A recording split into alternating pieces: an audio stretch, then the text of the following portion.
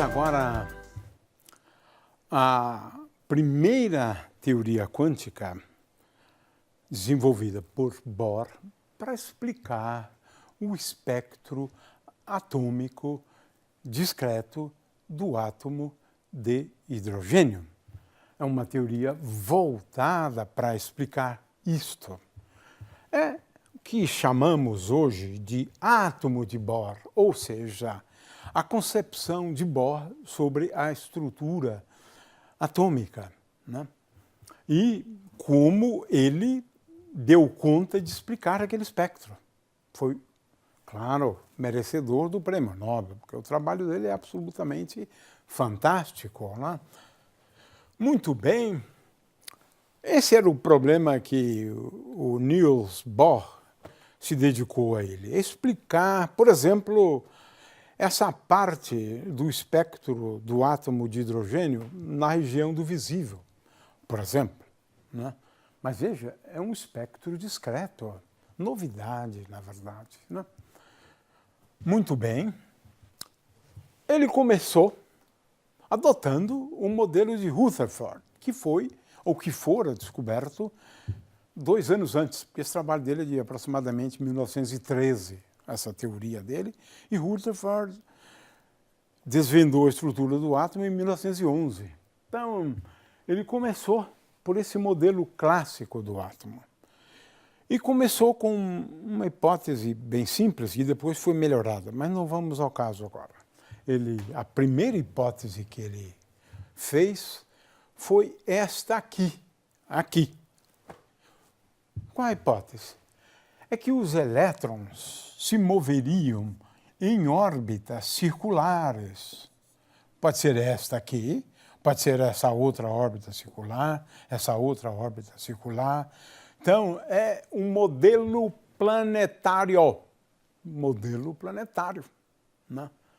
Então, o elétron iria se movimentar em órbitas circulares, mantendo, portanto, um conceito clássico e baseado na estrutura, né? Claro que o átomo de hidrogênio, ali eu tenho um próton, o elétron girando em torno do próton. Aqui eu tenho um próton, isso é um átomo de hidrogênio, né?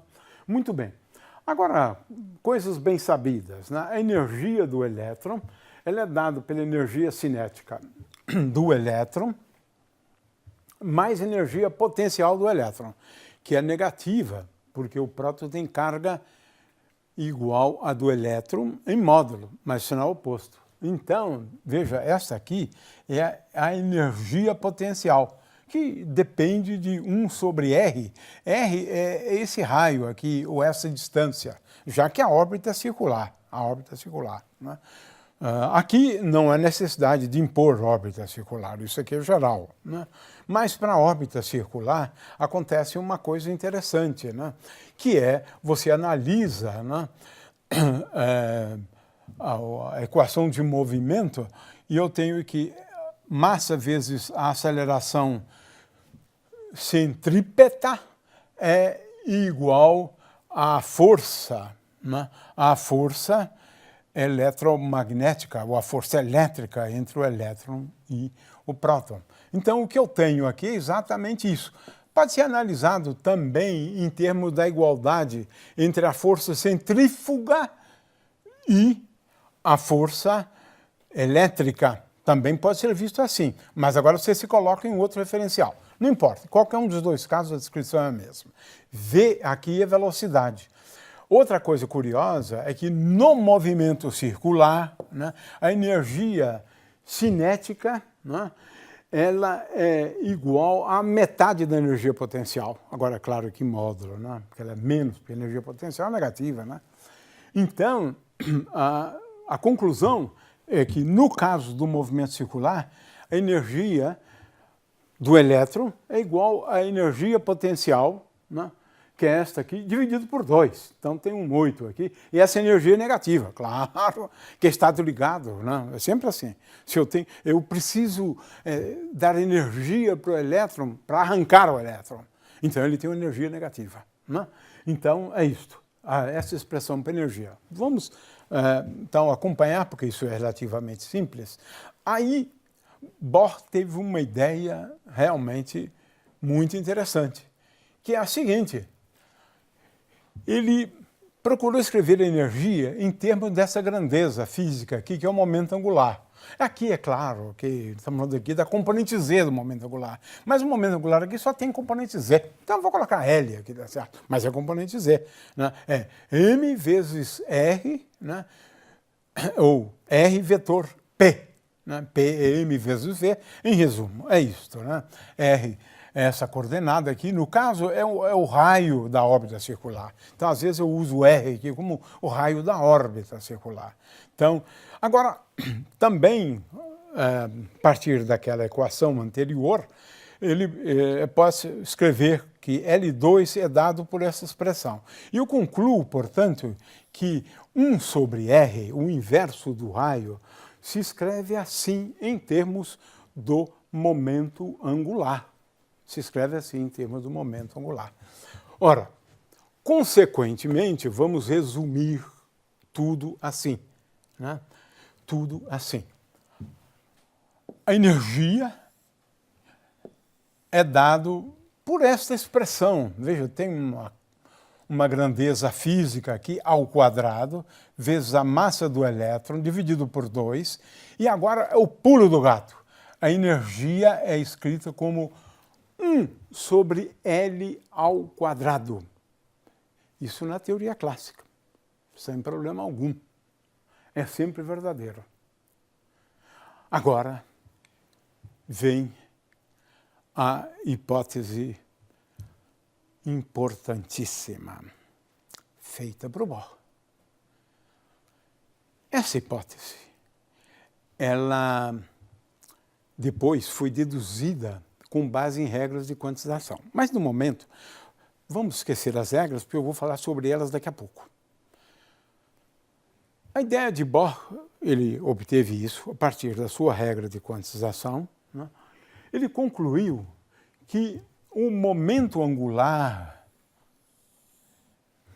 deve ser dado por um número n vezes h sobre 2π, h cortado. Ele deduziu isso. Ou seja, o momento angular, nessa teoria, é quantizado. L é igual a um número inteiro vezes o quantum do momento angular, que no caso é h cortado. Ora, essa aqui é a hipótese fundamental feita por Bohr e que fez toda a diferença. Porque agora, veja só, eu substituo na expressão para energia e que coisa fantástica! Obtenho que a energia é igual a menos E0 sobre n ao quadrado. Ora, quem é n aqui? N é igual a 1, 2, então n igual a 1, 2, 3 e assim por diante. Olha só! Isso valeria e valeu mesmo o prêmio Nobel. Obteve que o espectro do átomo de hidrogênio é igual a E0. E olha só que coisa curiosa. Esse E0, ele depende da carga do elétron, a quarta potência, da massa, do H. A H constante de Planck, H aqui é constante de Planck, H ao quadrado, 8ε0 ao quadrado. Tudo dá para calcular. Calculando, esse E0 é menos 13,6 elétron-volts. Olha só que coisa fantástica. Calculou E0. E, portanto, o espectro do átomo de hidrogênio seria esse. Esse aqui é o nível para n igual a 1, esse aqui para n igual a 2, para n igual a 3. Né? O zero está lá em cima, tá certo? E assim por diante. 3, né? 4. Ou seja, de acordo com Bohr, o átomo de hidrogênio teria um espectro quantizado. Quantizado não no sentido de n vezes alguma coisa, no sentido de que as energias podem ser colocadas em correspondência com um conjunto de números inteiros, as energias. Né? Esse número n, que é conhecido como o número quântico principal hoje. Esse é o número quântico principal, né? Olha só. De forma que essa foi a primeira hipótese, né, feita por Bohr, né? A segunda, né, esta é agora o pulo do gato, né? Ele disse o seguinte: eu tenho aqui órbitas circulares. O elétron pode passar de uma órbita, digamos, n associada a n igual a 2 para n igual a 3, ou ainda de n igual a 3 para n igual a 2, né? Como a energia aqui é maior, o elétron, ao fazer a transição dessa órbita para essa órbita aqui, ele emite um fóton. O fóton carrega essa energia, carrega a diferença de energias. Consequentemente, a frequência da radiação emitida pelo átomo, ela é dada por essa fórmula, né? Veja só, aqui lembra Einstein, na verdade, né? Porque a energia do fóton é igual a hν. Então, hν é a energia do fóton, né? O fóton leva a diferença de energia, porque a energia se conserva. Logo, a energia do fóton é igual a diferença de energias. Consequentemente, ele relaciona as frequências, né, veja só, do espectro da radiação, às diferenças de energias dos diversos níveis de energia do átomo de hidrogênio. Essa é a grande realização de Bohr.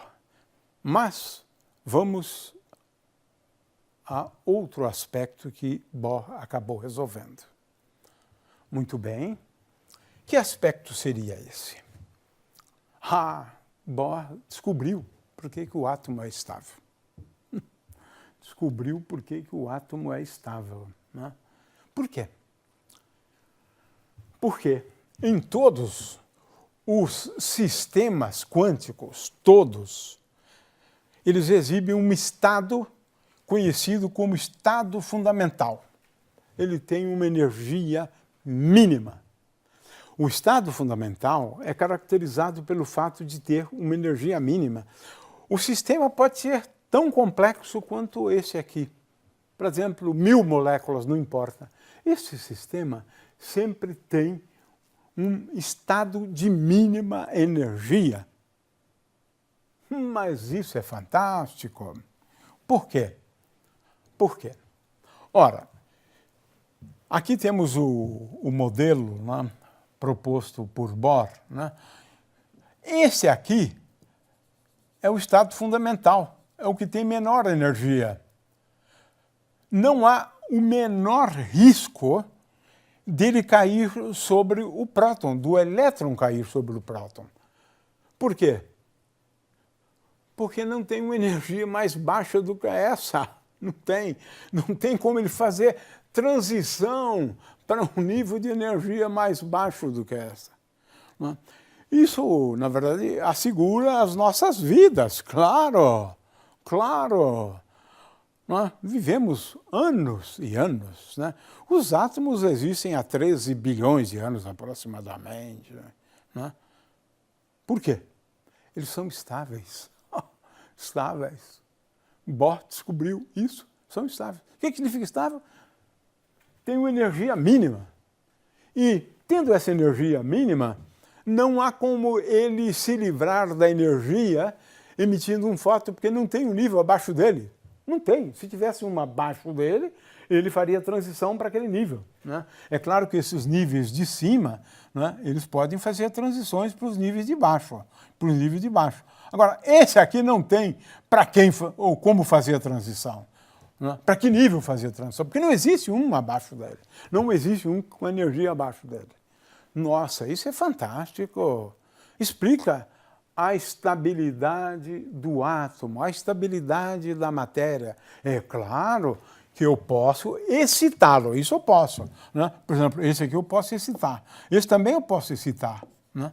Eu posso colocar esse elétron num nível de energia mais alto, agora jogando energia, claro, precisa de energia, né? Agora, ele, por conta dele, jamais vai deixar o estado fundamental. Chegou ali, acabou, fica ali, o resto da vida, pronto, né? É o estado fundamental.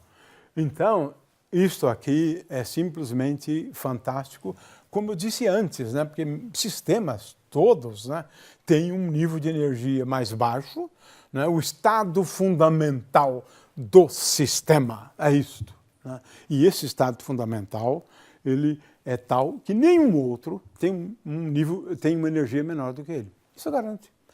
Se todos os átomos, né, ocuparem, olha, todos os elétrons ocuparem o estado fundamental, por exemplo, né, então não existe risco, né, de aquele sistema ali eventualmente se desmantelar. É claro que átomos são instáveis, mas por outras razões, como a gente vai ver depois, né? Mas isso é um outro problema que envolve a instabilidade do núcleo, por exemplo, né? Mas como o átomo, não, né? Muito bem, então, Bohr explicou a estabilidade da matéria desse jeito, né? Propondo um nível de energia, e que ele acabou obtendo. E agora, vamos, né, às previsões, né, de Bohr em relação às séries radioativas, né? Qual era a ideia de Bohr, então? É que quando eu faço a transição, né, de um nível de energia para um outro nível de energia, né, quando o elétron faz a transição do nível de energia M para o nível de energia N, né? N aqui, na verdade, é maior do que M, né? Aliás, N aqui é menor do que M, eu estou invertendo. N aqui é menor do que M, né? Então, o comprimento de onda, usando agora esta expressão, né? Veja que nós temos Ni vezes lambda igual a C, né? Isso aqui é válido sempre para ondas eletromagnéticas de uma maneira geral, né? E também nós já sabemos, né, que Hni é igual a H vezes Ni é igual à diferença de energias, ΔI, né? ΔI. Consequentemente, agora eu posso escrever uma expressão para 1 sobre lambda, porque a expressão para a frequência seria esta aqui, mas para 1 sobre lambda, que é o que o pessoal media e tinha aquelas expressões, para 1 sobre lambda a expressão é simples. É aquela energia lá, né, E0, que eu estou colocando aqui, dividido por HC, 1 sobre N2 menos 1 sobre M2. Né? A transição de um nível M para um nível M vai me levar à emissão de um fóton cuja frequência de onda é dada por essa expressão aqui. Olha aqui o primeiro tento que o Bohr marcou, porque agora ele tem uma expressão para a constante de Heisenberg, que era uma constante fenomenológica. Essa constante é dado por esses números todos aqui, né? Tem que substituir H ao cubo, C. Eu imagino a satisfação do Bohr quando ele determinou essa constante, né?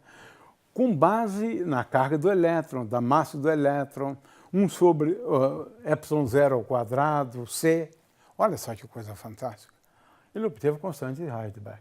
E agora pode explicar, claro, todas as séries, né? Por exemplo, vamos então agora analisar as séries radiativas, né?